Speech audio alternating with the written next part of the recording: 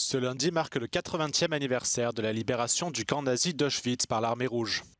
Des cérémonies sont organisées partout en Europe pour rendre hommage aux millions de juifs et d'autres minorités tués par le régime du Troisième Reich. Mais selon le commissaire chargé de la lutte contre l'antisémitisme à Berlin, Sigmund Königsberg, la haine contre les Juifs reste une menace réelle en Allemagne.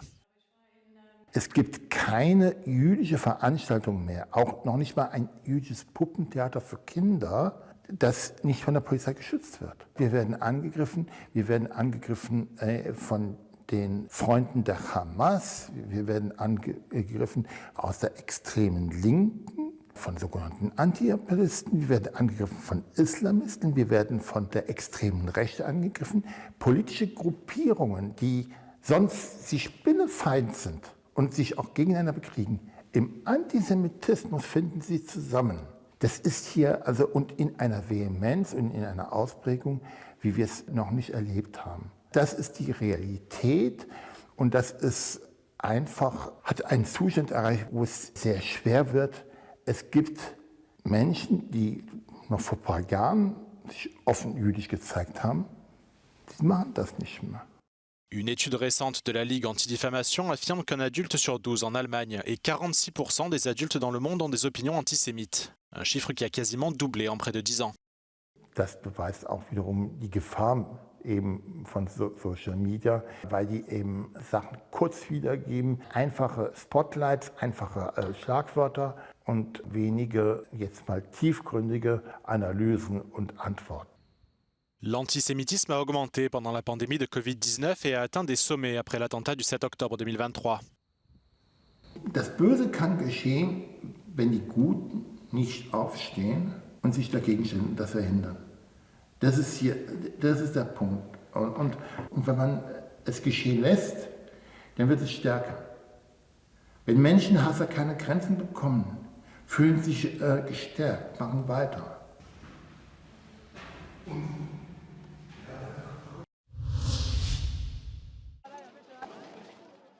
Des dizaines de milliers de Palestiniens ont commencé à retourner chez eux dans le nord de la bande de Gaza, qu'ils avaient quitté dans les premières semaines de la guerre. Mais leur voyage de retour a été interrompu ce week-end au corridor de Netzarim, qui traverse le territoire au sud de la ville de Gaza. Israël ayant accusé le Hamas d'avoir enfreint l'accord de cessez-le-feu entré en vigueur il y a une semaine.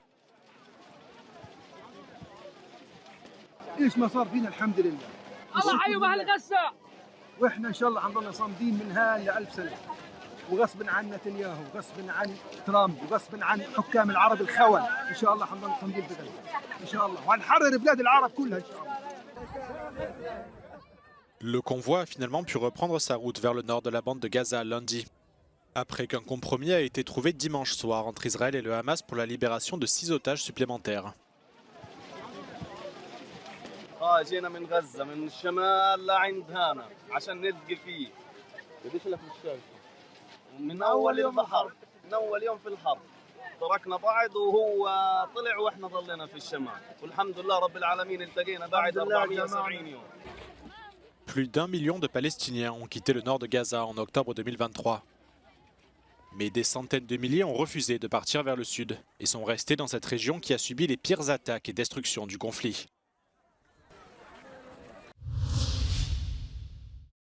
Nouvelle avancée russe dans l'est de l'Ukraine. Le ministère russe de la Défense affirme que ses forces ont pris Velika Novosilska, un important nœud logistique et tactique dans l'oblast ukrainienne de Donetsk. Une information qui n'a pas encore été confirmée par l'armée ukrainienne. Celle-ci a cependant annoncé s'être retirée de certains quartiers du village pour éviter l'encerclement. Face à cette situation critique, les ministres des Affaires étrangères de l'Union européenne ont convenu ce lundi de prolonger à nouveau les sanctions contre la Russie. La chef de la diplomatie européenne s'est réjouie de cette décision malgré les menaces de veto de la Hongrie. Then, of course, it is good that we discuss what more can we do, putting pressure on Russia to end this war. It's also good that President Trump has put the pressure on Russia to say that it's in their hands to end this war. Ces sanctions touchent principalement les secteurs du pétrole, du charbon, de la technologie, de la finance, des transports et de la radiodiffusion, ainsi que le gel de 210 milliards d'euros d'actifs de la Banque centrale de Russie. Stockholm a appréhendé un navire bulgare dans le cadre d'une enquête pour sabotage aggravé ouverte après qu'un nouveau câble sous-marin a été endommagé en mer Baltique entre la Suède et la Lettonie ce lundi. Le propriétaire du bateau a nié tout acte malveillant et a affirmé que cet incident est dû à des conditions météorologiques extrêmement mauvaises. De son côté, l'opérateur du câble endommagé estime qu'il y avait des raisons de croire que les dommages pourraient être dus à une influence extérieure. Berlin a déclaré que l'Union européenne intensifiait les coopérations pour lutter contre ce genre de menaces. Weitere beschädigte Kabel, das kann alles kein Zufall sein, immer wieder gestörte GPS-Signale, kritische Infrastruktur, die ausgespäht wird mit Drohnen. Auch hier arbeiten wir als EU und NATO noch stärker zusammen. L'OTAN a annoncé en janvier une mission visant à protéger ses infrastructures sous-marines.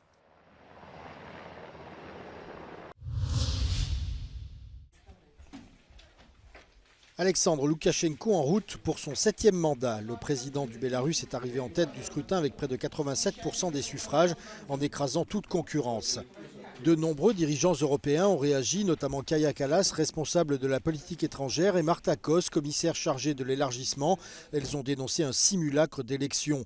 La répression incessante et sans précédent des droits de l'homme a privé le processus électoral de toute légitimité, ont-elles ajouté.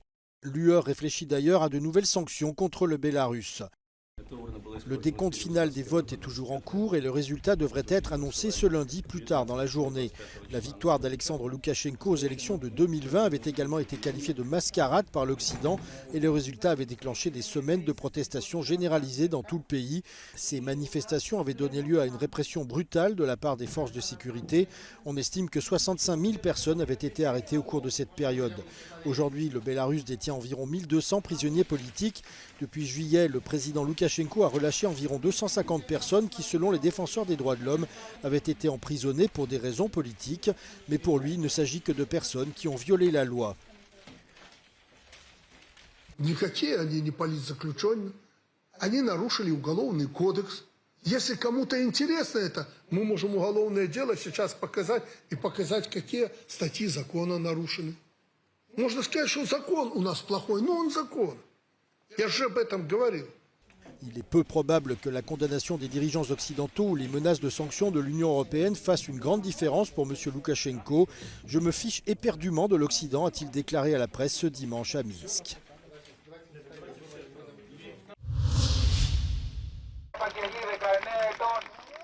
Plus de 40 000 manifestants à Athènes et Thessalonique réclament justice après la catastrophe ferroviaire de Tampi en 2023 qui a fait 57 morts.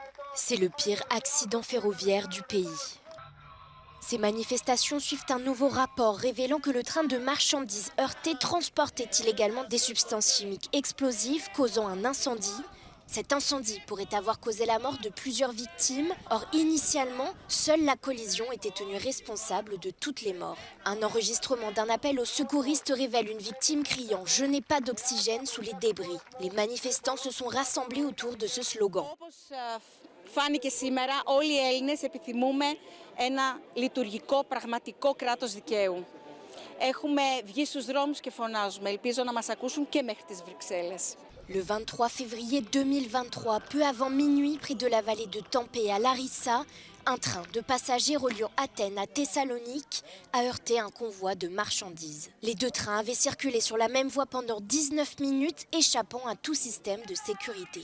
La cause du décès de nombreuses victimes n'a toujours pas été déterminée. Les familles accusent le gouvernement de dissimuler les preuves. Μετά το τέλος της ογκώδους και καθόλου ειρηνικής συγκέντρωσης, πέριξη της πλατείας Συντάγματος, κυρίως μπροστά από το Υπουργείο Οικονομικών και στα προπήλαια του Πανεπιστημίου, προκλήθηκαν επεισόδια ανάμεσα σε μερίδα διαδηλωτών και αστυνομικές δυνάμεις, με τις τελευταίες να κάνουν χρήση χημικών.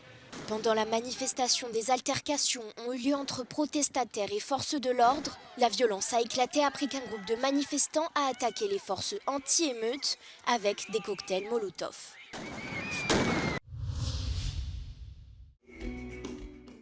Le Grand Orchestre de Noël unit les Polonais depuis 33 ans.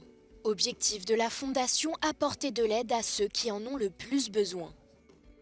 Depuis sa création, la fondation a collecté près de 474 millions d'euros pour l'aide médicale. Widzę radość ludzi, dobrą zabawę i po prostu cieszę się z tego, że taka impreza odbywa się cyklicznie co roku od 33 lat u nas w Polsce. Grâce à cette initiative, de nombreux hôpitaux polonais ont pu recevoir des fonds pour l'achat d'équipements médicaux vitaux. Les donateurs reçoivent des autocollants en forme de cœur. Warto pomagać. Ja jestem po wypadku i jak się obudziłem po wypadku, to pierwsze co zobaczyłem maszynę z serduszkiem. I od tamtego czasu powiedziałem, że jak tylko będę mógł, to z miłą chęcią będę chodził i zbieram. Już jest 6. raz. Cette année, la campagne a mobilisé des centaines de milliers de bénévoles en Pologne et à l'étranger dans 23 pays. Stwierdziłam, że trzeba jakoś przyciągnąć te pieniążki do siebie. Jest dużo wolontariuszy. Z dziećmi się przebraliśmy, żeby też jak najwięcej do tych puszek uzbierać. Widzę te sprzęty w szpitalach. Moje dzieci jak się rodziły też korzystały ze sprzętów orkiestry. Le Grand Orchestre de Noël ne se limite pas à des collectes dans les rues, il organise des concerts, des ateliers et des foires. Wszyscy chcemy pomagać po prostu. Widzę mnóstwo sprzętu w szpitalach, który właśnie zafundowała orkiestra. Także od 33 lat pomagam. Wielka Orkiestra Świątecznej Pomocy wpisała się w polską kulturę, a czerwone serduszka stały się symbolem wsparcia dla osób potrzebujących. Co roku w akcji udział biorą celebryci, politycy oraz osoby z różnych środowisk. Organizatorzy liczą, że tak jak w poprzednim roku, tak i w tym uda się pobić kolejny rekord. Wyniki poznamy w marcu. Dla Euronews Mateusz Jaroński, Warszawa.